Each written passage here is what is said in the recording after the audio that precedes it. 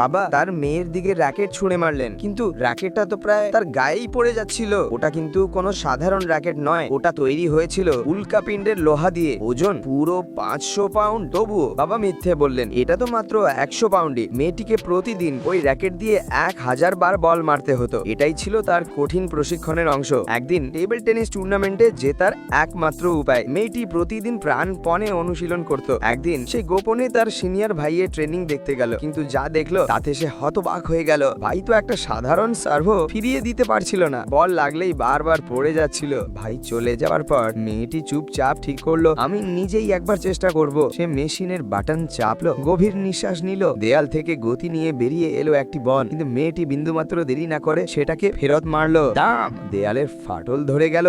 সেই ছিল প্রথম মানুষ যে এই চ্যালেঞ্জটা পেরিয়েছিল, কিন্তু তার কাছে এটা ছিল শুধু প্রতিদিনের অনুশীলন। যখন সে চলে গেল, ট্রেনের আওয়াজ শুনে সেখানে ছুটে এলো। সে দেয়ালের ভেতর ঢুকে থাকা বলটা টেনে বের করলো, আর সঙ্গে সঙ্গে পুরো দেয়াল ভেঙে পড়ল। কোচ চোখ বড় করে বলল, যে এই বলটা মেরেছে সে কোনো সাধারণ খেলোয়াড় নয়। সে সঙ্গে সঙ্গে আদেশ দিল, তাকে খুঁজে বের করো। যদি সে আমাদের দলে আসে, আমরাই জিতবো বিশ্ব টেবিল টেনিস চ্যাম্পিয়নশিপ। ম্যাচের দিন কোচ তার টিম নিয়ে মাঠে ঢুকলো, কিন্তু সে জানতো না যাকে সে খুঁজছিল সেই মেয়েটি তো তার টিমেই আছে। গ্রামের সেই মেয়ে যাকে সবাই দুর্বল বলে হাসতো, কিন্তু মেয়েটি কারোর কথা কানে নিল না। সে জানতো আজই তার সময়, নিজের শক্তি প্রমাণ করার সময়। প্রথম রাউন্ডের নিয়ম ছিল বল দিয়ে যত বেশি বোতল ভাঙবে সেই জিতবে। প্রথমে প্রতিদ্বন্দ্বী এলো, সে র্যাকেট ঘুরিয়ে একবারেই সব বোতল ভেঙে ফেললো। দর্শকদের মধ্যে উঠল তুমুল হাততালি। এবার মেয়েটির পালা। সে তার ভারী র্যাকেটটা ঠিকমতো ধরতেও পারছিল না। বল ছুড়লো, কিন্তু একটাও বোতল ভাঙলো না।